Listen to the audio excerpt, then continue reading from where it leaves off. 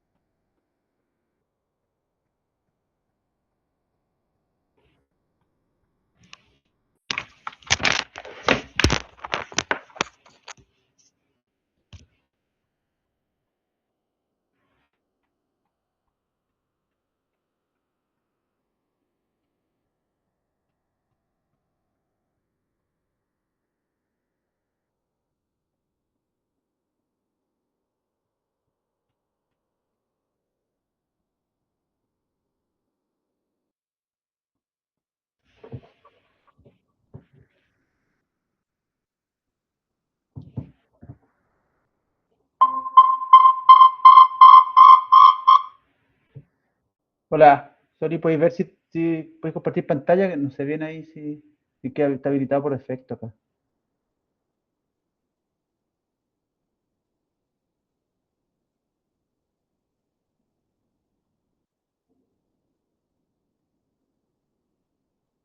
No te escucho. ¿No te deja? No te escucho nada. Ah, corta malo mi audífono. No, ahí sí. Ay, Ahí. perdón, que estaba muteada. No Ya, te- voy a compartir, o voy a ver cómo comparto la pantalla. Espera un Ya. segundo.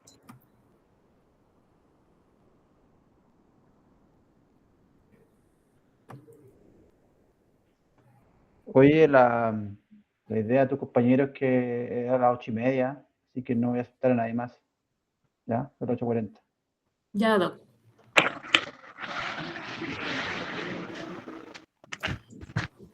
No sé si se ve. Súper bien. Dale, Ya. amor. Ya voy a partir entonces.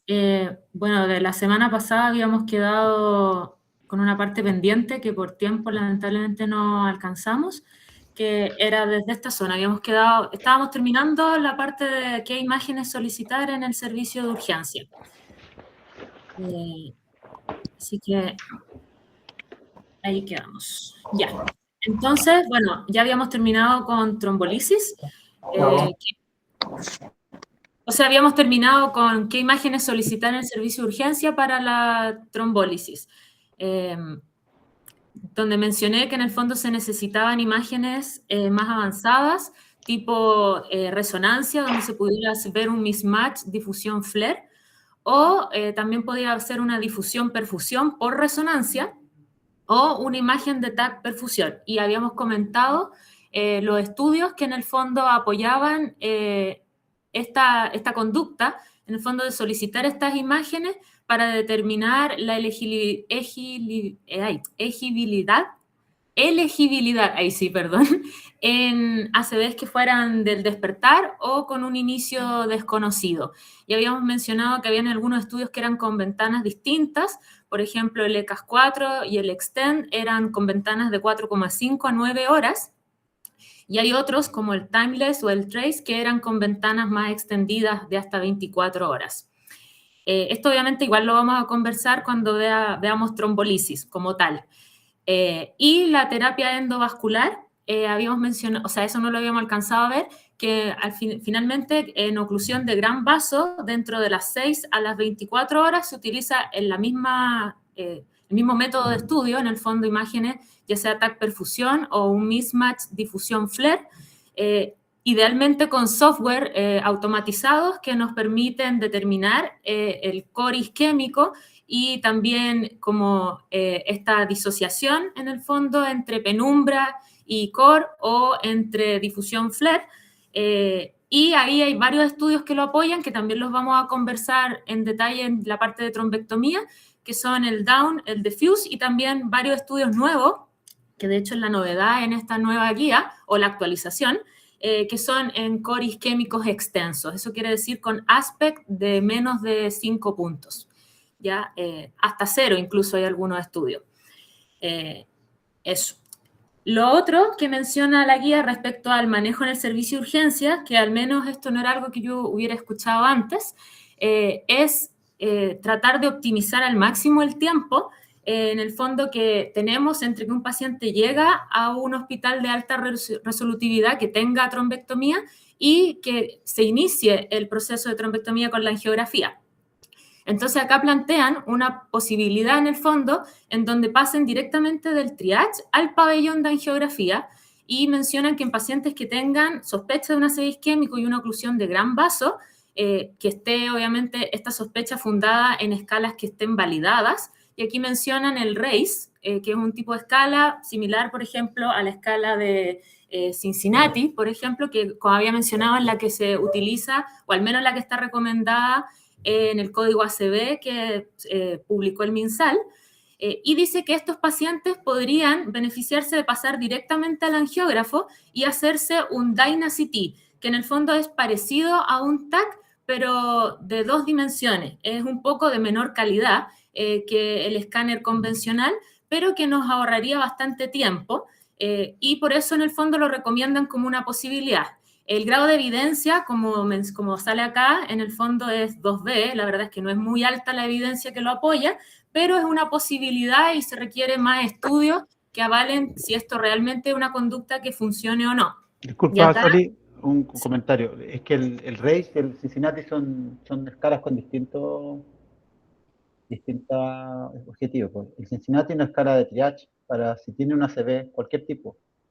Ya. El RACE se homologaría más como un NIH, si quieres, porque lo que veo, en el fondo lo que te dice es que tiene una ACV, mensaje de severidad. Ok. Entonces, Ya. de hecho se llama, uno es arterial occlusion, algo así de las siglas para eso, para buscarlo. Ya. Rapid arterial occlusion evaluation. Entonces, el lugar donde hay, yo una vez escuché al jefe de Pittsburgh que hablaba de eso. Ellos tenían el angiografista presencial. Entonces, y tienen buena coordinación con el prehospitalario. Entonces, si ya tienen RACE bien hecho, en vez de pasar por el escáner, va directo el peor escenario, entre comillas, es que le hagan el DynaCT y la hemorragia se va a ver. Claro. Una hemorragia y se maneja como hemorragia. ¿Ya? Y si tiene un escáner normal y tiene un RACE alto, no le hacen angiotac, le hacen angiografía. Claro. ¿Ya? Entonces, ahí hay que verlo costo efectivo, pero ahí están los tiempos. Exacto. Y justamente, como mencionaba el doc, el estudio, al menos el más importante que avala esta conducta es Angiotac, que reclutó a 174 pacientes que tenían alta sospecha de una oclusión de gran vaso dentro de la ventana clásica de las 6 horas, por estas escalas en el fondo validadas, y compararon cómo eran los tiempos en el fondo de puerta punción y de puerta reperfusión en el caso de que hubiera una oclusión de gran vaso, en pacientes que iban directo al angiógrafo versus los que pasaban en el fondo por el proceso convencional. Y la verdad es que la diferencia en los tiempos es significativa, ¿ya? Y se vio también que a largo plazo tenían mejores resultados funcionales porque obviamente los tiempos de reperfusión fueron mejores. Entonces es una posibilidad, todavía faltan más estudios al respecto, pero de todas maneras abre la ventana a ir cada vez optimizando más los tiempos para las terapias de reperfusión. Y lo otro que también menciona es que en pacientes que vienen transferidos desde otro centro que no tiene capacidad resolutiva con trombectomía, que son elegibles en el fondo para este procedimiento, también pasar directamente al angiógrafo sin hacer una reimagen al ingresar en este otro centro puede considerarse, a menos que el tiempo de traslado amerite en el fondo hacer un control para ver que eso no haya progresado, que no haya hecho una hemorragia o alguna complicación, o que en el fondo, más que nada es eso, es el tiempo que se haya demorado en llegar, pero asumiendo que la red funcione como integrada y que sean rápidos los traslados, no sería necesario volver a hacer una nueva imagen, que es igual tiempo que se pierde, y podría pasar directamente al angiógrafo y ahí hacerle el DynaCT, verificar que todo esté más o menos estable y proceder con la angiografía. ¿Qué ¿Qué otras pruebas se solicitan? La verdad es que también está recomendado que se haga, esto en el servicio de urgencia, un electrocardiograma basal y troponinas basales. ¿Por qué? Más que nada porque en el caso del electro nos permite identificar arritmias o isquemias cardíacas que no se hayan conocido previamente, que se asocia a mayor mortalidad al año y que también nos pueden dar incluso la etiología del ACV isquémico que estamos viendo en este momento. Sin embargo, esto no debe retrasar ninguna de las terapias de reperfusión. ¿Ya? O sea, es importante hacerlo, pero no, el hacerlo no tiene que implicar que haya una demora en la terapia de reperfusión. Lo mismo con las troponinas basales, que también se recomienda como un screening, así como uno pide los exámenes generales para ver si hay una contraindicación a la trombolisis. También lo ideal sería incluir unas troponinas, más que nada porque un valor elevado también nos ayuda a predecir de que el mecanismo es probablemente cardioembólico y también se asocia a mayor riesgo de mortalidad. Pero al igual que con el electrocardiograma, tampoco debe retrasarse el resultado para hacer una terapia de reperfusión. Y bueno, ¿qué medidas de soporte nosotros podemos ofrecerle a estos pacientes que en realidad son medidas pequeñas, pero que cambian un poco la historia natural de cómo evolucionan estos casos? ¿Ya? Uy, no sé qué pasó. Apreté algo. Espere. Ahí está. No puedo cambiarla. Deme un segundo, Doc, que no sé qué pasó. No puedo cambiar de diapo. No te preocupes.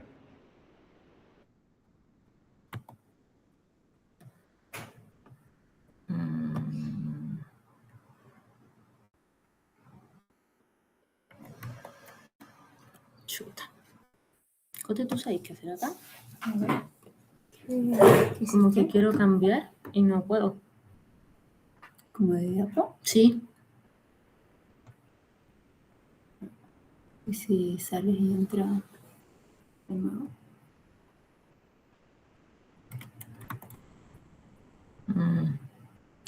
Deme un segundo, Doc, perdón. Voy a intentarlo de nuevo.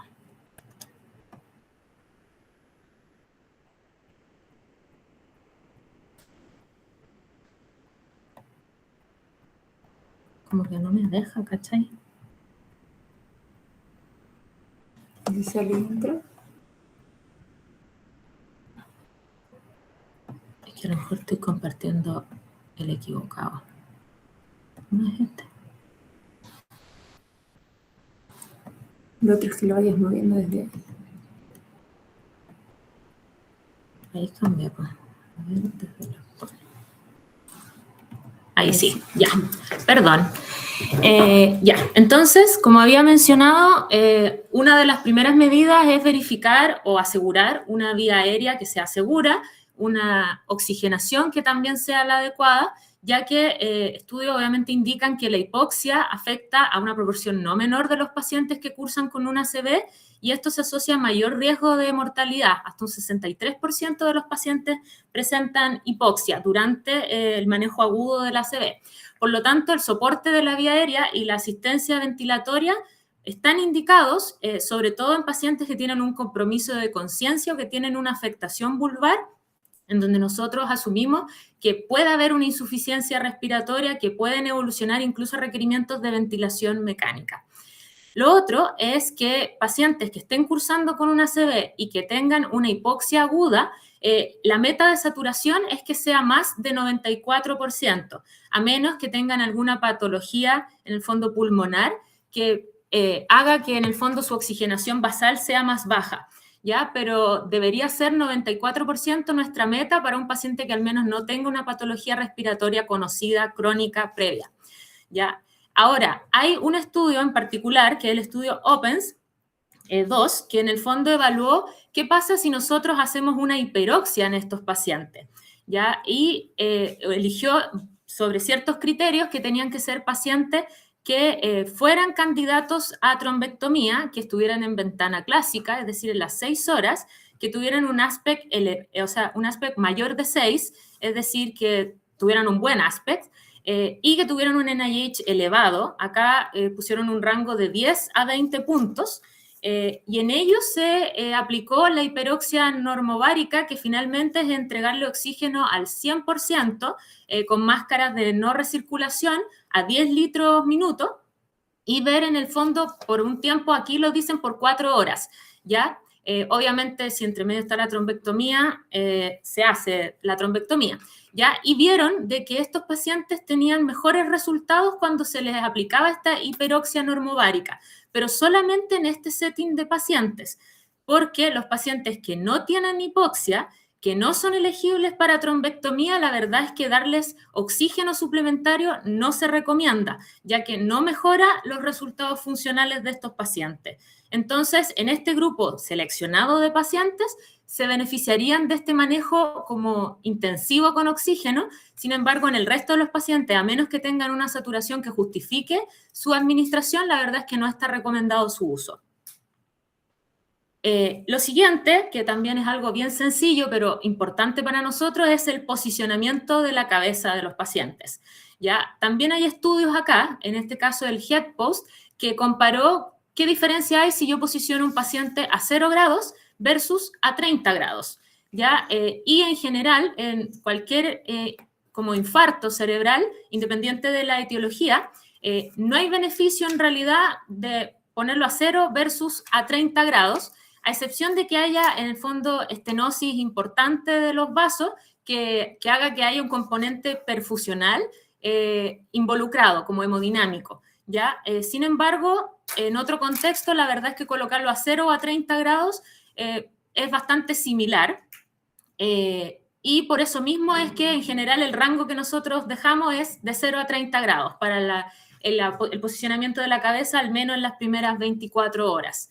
¿Ya? Ahora, ¿cuáles son las limitaciones que tenía este estudio para lo que se hizo? En el fondo, es que la mayoría de los ACVs que se reclutaron eran minor, o sea, eran con NIH bajo, y la mayoría llegó con mucho tiempo de evolución, es de una mediana de 14 horas. Por lo tanto, eso limita un poco la interpretación de los resultados, porque al llevar bastante tiempo de evolución, probablemente ya hubo algún mecanismo como de autorregulación. En el fondo ya se empezaron a modificar los componentes fisiopatológicos del ACV y por lo tanto no es tan agudo, la verdad. Por eso es que en el fondo esto se tiene que interpretar con cautela y está como evidencia, pero de todas maneras hace falta más estudios al respecto y por eso todavía en realidad 0 a 30 grados es como la recomendación estándar. Y hubo otro estudio que evaluó al revés. O sea, ¿qué pasa si en verdad, en vez de ponerlo a 0 a 30, lo colocamos en Trendelenburg en pacientes que tengan ATE? O sea, aterosclerosis de grandes vasos, que no tengan terapias de reperfusión disponibles y en los cuales queramos, en el fondo, hacer que la perfusión cerebral sea más óptima, entendiendo que tenemos vasos que están estenóticos y que les va a costar más que le llegue la sangre, la oxigenación al cerebro. ¿Ya? Y en este caso se vio que tampoco hay beneficio de posicionarlos en Trendelenburg versus el posicionamiento estándar que hacemos para el manejo de estos pacientes en neurocrítico. ¿Ya? Por lo tanto, la recomendación es 0 a 30 grados. Ese es como el resumen del posicionamiento. Ahora, algo importante es el manejo de la presión. Ya el manejo de la presión arterial lo podemos dividir en distintos contextos, en pacientes que no son candidatos a terapia de reperfusión, a pacientes que son candidatos a trombólisis, y eso lo podemos tener una meta antes de y después del procedimiento, y a los pacientes que son candidatos a trombectomía. ¿Ya? En el manejo general, obviamente en todos los pacientes va a estar recomendado corregir la hipotensión. Y la hipovolemia, sin duda, porque entendemos que se pierde la autorregulación cerebral y por lo tanto, en el fondo, el flujo va a depender de la presión sistémica, ¿ya? Por eso es importante mantenerla. Ahora, si no es candidato a terapia de reperfusión, la meta es menos de 220/120, ¿ya? Y el manejo antihipertensivo está recomendado iniciarlo posterior a las 48-72 horas, a menos que tenga alguna comorbilidad como un infarto, una insuficiencia cardíaca aguda o un síndrome aórtico agudo que justifique que haya que hacer un manejo de la presión como más precoz a esto, ¿ya? Y en general, en realidad, esa es la meta, se mantiene por 24 a 40, o sea, por 48 a 72 horas y luego se empieza a hacer un manejo paulatino de las presiones. Ahora, si este paciente es candidato a trombolisis, antes de la meta de presión es menos de 185, 110. Y acá el estudio TRUE fue en el fondo el que avaló esta meta, ¿ya? Ahora, si va a trombectomía y no recibió trombolisis, sigue siendo la misma meta, o sea, 185, 110, pre-trombectomía, ¿ya? Si no recibió trombolisis. Ahora, después de la trombolisis, la meta baja en realidad 5 milímetros de mercurio para la sistólica y para la diastólica. Entonces pasa a ser 180, 105. Y esa meta de presión se tiene que mantener por al menos 24 horas. Y ahora uno diría, bueno, ¿por qué no lo bajamos a normotensión? Y en realidad la reducción intensiva a menos de 140 de sistólica no está recomendada, no tiene un beneficio funcional, y la verdad es que es hasta perjudicial en algunos pacientes. Por lo tanto, la idea es tenerlo en menos de 180, 105, pero más de 140. Ese es el rango sobre el cual tenemos que movernos, ¿ya? Y en la trombectomía es lo mismo. También tenemos que aspirar a tener una presión más de 140, y en el fondo, post-trombectomía mantenemos las mismas metas de presión que son post-trombolisis, es decir, 180, 105, y también por al menos 24 horas. Eso es lo que muestra la evidencia respecto al manejo de las presiones según el tipo de terapia que se le ofrezca al paciente. ¿Y hace alguna diferencia entre el TISI? La verdad es que no, solamente lo menciona para el manejo, o sea, como para el límite inferior. Ahí es donde dice que los pacientes que tienen recanalizaciones exitosas, que son TISI-2B hacia arriba, en ellos mantener menos de 140 era perjudicial, pero no dice que haya que hacer una diferencia de presiones según TISI post-trombectomía. Entonces es más sencillo, pues antes uno se fijaba en el TISI, ahora en realidad es hasta 180 nomás, y evitar que se hipotense. Sí, exactamente. Doctor, María José por aquí, que me acuerdo que había un estudio, creo que es el DEFUSE 3, que decía que si era TISI-3, la presión sistólica ideal era menos de 160. Sí, pero eso es por el protocolo de ellos. Claro. No es que se basa en... Usamos el 180-105. Sí, claro, ellos decidieron que lo iban a hacer así ellos, pero no, el estudio no evaluó eso. Ya. Entonces no hay que complicarse mucho en realidad, ¿no? Eso del DON no se recomienda, hay gente que lo usa, pero del DEFUSE, perdón, pero eso, no. Ya.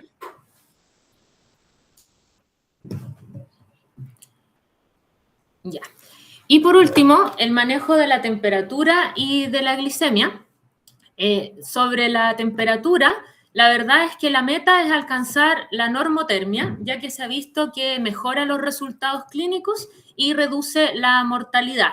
Ya, obviamente, si un paciente hace fiebre, hay que identificar la fuente y lo primero que hay que ir a buscar es la infección. Ya que sabemos que en el fondo pacientes que están infectados van a tener peores resultados y peores outcomes funcionales, ¿ya? Y lo otro, también se había estudiado qué pasa si en el fondo hacemos hipotermia como profiláctica en estos pacientes, y la verdad es que no está recomendada, no hay beneficios funcionales y de hecho aumenta el riesgo de eventos adversos. Por lo tanto, el objetivo de la temperatura es la normotermia, ¿ya? Y el manejo, obviamente, de la fiebre y de la búsqueda de las causas de su origen, ¿ya? Y sobre la glicemia, en el fondo aquí también nos dan un rango, ¿ya? La hipoglicemia, definida acá como menos de 60 miligramos por decilitro, tiene que ser manejada porque obviamente esto induce a complicaciones, aumenta la mortalidad y los resultados funcionales en estos pacientes. Y lo mismo la hiperglicemia. Acá el rango objetivo que uno tiene con estos pacientes, al menos en el manejo agudo, es entre 140 a 180, ya que se ha visto que un manejo intensivo de la glicemia, vale decir mantener glicemias entre 80 y 130, que son como las metas para pacientes diabéticos en el fondo en el ambulatorio, no está recomendada, y acá está el estudio Chine, que en el fondo vio, o sea, comparó el manejo estándar versus un manejo intensivo de la glicemia en pacientes que estaban cursando con un evento cerebrovascular agudo, isquémico, y vio que en el fondo el grupo que presentaba hipoglicemia severa y complicaciones de esto fue solamente el grupo que estaba sometido a una terapia intensiva. Y por lo tanto también se asoció a peores outcomes. Por eso mismo es que la meta es entre 140 y 180, tratar las hipoglicemias, evitar las hiperglicemias y no tener un manejo intensivo, sino más bien dentro de este rango un poco más permisivo, si lo queremos decir de alguna manera. Ya.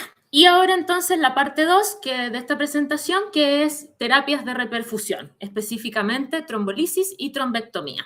Entonces vamos a partir primero con la trombolisis. El primer gran cambio que se hace en esta guía respecto a anteriores es que le quitamos un poco de importancia a el NIH, entre comillas, versus en la definición de un déficit discapacitante versus no discapacitante. Ahora, esto igual trae sus complejidades porque en realidad abre el espacio a que haya una interpretación un poco laxa de qué es discapacitante y qué es no discapacitante para cada paciente, entendiendo que obviamente el contexto en el que se desempeña cada persona puede hacer que un déficit que para una persona quizás no es tan limitante, para otra sí lo sea, ¿ya? Y por eso mismo es que el estudio PRISM, que es el que está referenciado acá abajo, trató de hacer como una guía, entre comillas, para definir qué situaciones uno podría considerar que son discapacitantes y cuáles quizás no serían discapacitantes, aunque tienen que ser evaluadas caso a caso según el paciente que tengamos al frente. Y esto se basa en responder la pregunta de que si el déficit que tiene este paciente persistiera, si este paciente sería capaz de seguir haciendo las actividades básicas de la vida diaria y si podría volver a trabajar, ¿ya? Si es que en el fondo todavía está en edad laboral. Y ahí nos entrega en el fondo estas dos opciones en donde nos dice que, por ejemplo, una hemianopsia completa que puntúe al menos 2 puntos en el NIH sería un déficit discapacitante, que tenga una afasia severa que le impida la comunicación, también sería un déficit discapacitante, que tuviera una negligencia o una extinción que fuera en más de una modalidad, es decir, visual y sensitiva, por ejemplo, también eventualmente, probablemente en realidad, va a limitarlo en su día a día y va a impedir que se desarrolle con normalidad, por lo tanto también se podría considerar un déficit discapacitante, y cualquier debilidad de extremidades que le impida vencer gravedad, ¿ya? O sea, es decir, que sea mayor o igual a 2 puntos del NIH, sobre todo si, por ejemplo, es una extremidad superior dominante, ya que es la que utilice para hacer la mayoría de las actividades.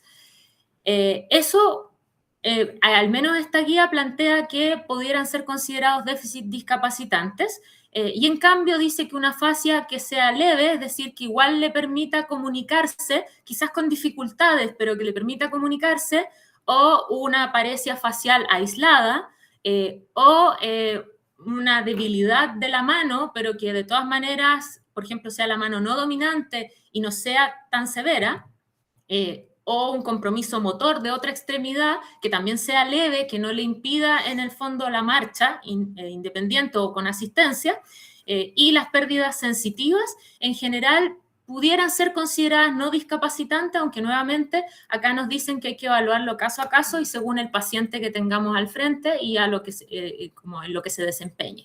¿Ya? Y en base a eso es que se hacen las recomendaciones en donde nos dicen que los pacientes adultos que tengan un ACV isquémico y que tengan un déficit discapacitante, el tratamiento más rápido obviamente va a mejorar los desenlaces funcionales y que esto no se tiene que retrasar por hacer una neuroimagen como adicional. Es decir, con la imagen básica, en el fondo de un escáner sin contraste, son candidatos a trombolisis, aun cuando esto involucre que estemos tratando un porcentaje de pacientes que quizás sean un MIMIC. ¿Ya? Y acá más que nada lo plantean porque la tasa de hemorragia, de transformaciones o de hemorragia espontánea en pacientes que tienen un MIMIC y que finalmente no tienen un ACV isquémico, la verdad es que es muy baja. Por lo tanto, en el fondo no se justifica descartar el MIMIC, a menos que sea muy fundada la sospecha de que en realidad es un MIMIC, por no trombolizarlo en el fondo, por el tiempo, por la posibilidad de que en realidad sí sea un ácido isquémico y que estemos perdiendo ventana de terapia por hacerle una imagen avanzada que nos permita descartar el MIMIC. ¿Ya? Y en cambio nos dice que en realidad la trombolisis no está recomendada en déficit leves que no sean discapacitantes en la ventana clásica. Y acá tenemos los estudios Aramis y Tempo 2, que en el fondo compararon la trombolisis versus la doble antiagregación para este grupo de pacientes con déficit no discapacitantes y mostraron que en el fondo la trombolisis no es superior a la doble antiagregación en los outcomes funcionales a los 3 meses. Ya hay acá un 78 versus un 81%. Por lo tanto, dado el perfil de seguridad, es recomendable la doble antiagregación. Por eso en estos pacientes se prefiere ese tratamiento como prevención secundaria y no hacer trombolisis. Ya. Ahora, ¿qué otras consideraciones? Esto ya lo habíamos mencionado un poco, pero es para recordarlo.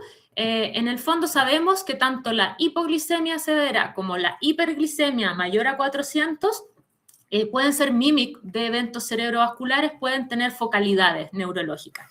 Por lo tanto, obviamente, por eso es que a todos los pacientes cuando ingresan al servicio de urgencia con sospecha de un evento cerebrovascular se les toma un hemoglucotest para objetivar al menos una aproximación de cómo está la glicemia capilar en este paciente al momento de llegar. Y si esta es mayor de 400 o menor a 50, lo ideal es corregirla antes de hacerle la trombolisis. Más que nada porque puede ser que el déficit se recupere al manejar la glicemia y en realidad haya sido un MIMIC, ¿ya? Por eso la idea es testearla al ingreso, determinar si está dentro de estos rangos y corregirla y evaluar si el déficit persiste. Obviamente en el intertanto se van haciendo todos los manejos como si esto fuera un evento cerebrovascular y se va evaluando si el paciente recupera o no recupera funcionalidad después de hacer esta corrección.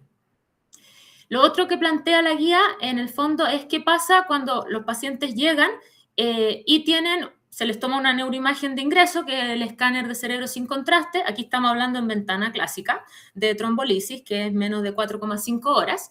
¿Y qué pasa si ellos ya tienen cambios isquémicos en la imagen? Es decir, que ya tengan zonas con hipodensidad. ¿Ya? En este caso, si estos son leves a moderados, es decir, un aspect mayor a 6, la verdad es que esto no contraindica la trombolisis, ¿ya? Y por lo tanto, igualmente está indicada en estos pacientes, aunque ya tengan cambios isquémicos tempranos. ¿Y qué pasa si el paciente utiliza antiagregación, que no es poco frecuente, ya sea monoantiagregación con aspirina o clopidogrel u otro, o doble antiagregación? Ya la verdad es que el uso de antiagregantes a priori no contraindica la trombolisis tampoco, ya que el beneficio absoluto de hacer el procedimiento, que en este caso lo estiman como un 8%, supera al riesgo de hacer una hemorragia intracerebral por estar antiagregado al momento de hacer el procedimiento, que sería de 0,9 a 1,2%. Por lo tanto, pacientes que estén con aspirina o aspirina clopidogrel o cualquier otra combinación, la verdad es que son candidatos a trombolisis igualmente. ¿Ya? Y la otra instancia, que en el fondo esto después lo vamos a juntar en las contraindicaciones relativas y absolutas, los pacientes coagulópatas o sea, si tengo un paciente que tiene una sospecha de una coagulopatía, sí vale la pena esperar el resultado del laboratorio para ver en el fondo si estamos en un rango de seguridad, ya sea de plaquetas, de INR o de TTPA, para hacer el procedimiento. Sin embargo, si no hay sospecha de coagulopatía, no hay una coagulopatía conocida y no tiene una patología que nosotros sepamos que se asocia a alteraciones en estas líneas, la verdad es que no está indicado esperar el resultado para hacerle la trombolisis. ¿Ya? Eso también es importante tenerlo en consideración. ¿Qué otra consideración hay? La verdad es que acá también la guía menciona un caso especial que en el fondo son las microhemorragias cerebrales. Sabemos que en la ventana clásica, la verdad es que uno no debería pedir una resonancia de entrada, sino que con un escáner simple ya podemos tomar una decisión. Por lo tanto, es bien probable que en un contexto habitual, la verdad es que no sepamos si el paciente tiene microhemorragias cerebrales o no, a menos que tengamos el antecedente o tengamos una neuroimagen con resonancia previa que nos entregue esta información. Pero, ¿qué pasa si en el fondo tenemos este antecedente o la imagen que se hizo de entrada fue una resonancia? Aquí nos encontramos con este dilema, en el fondo, que es las microhemorragias. Ya acá lo dividen, al menos la guía lo divide en 3 contextos distintos, que es qué pasa si yo no sé si tiene o no tiene microhemorragia, qué pasa si tiene menos de 10 y qué pasa si tiene más de 10 microhemorragias en las secuencias de susceptibilidad. Si no sabemos que si tiene o no tiene microhemorragias, la verdad es que no se recomienda hacer una resonancia para saber si las tiene. La verdad es que se tiene que administrar la trombolisis, ya que al menos incluso hasta un 20% de los pacientes que son sometidos a estos procedimientos van a tener microhemorragia y la probabilidad de que tengan más de 10, que es donde el riesgo no está establecido de hemorragia intracerebral por el procedimiento, es muy bajo. ¿Ya? Por ende, no se justifica hacerle una resonancia a estos pacientes si no sabemos si tiene o no tiene microhemorragias previas. Ahora, si sabemos, ya lo conocemos por una neuroimagen previa, que tiene entre 1 a 10 microhemorragias, la verdad es que la trombolisis igual es razonable. Y acá un análisis secundario del estudio Wake Up mostró que el 21,4% de los pacientes que fueron incluidos en este estudio tenían una o más microhemorragias, y la verdad es que el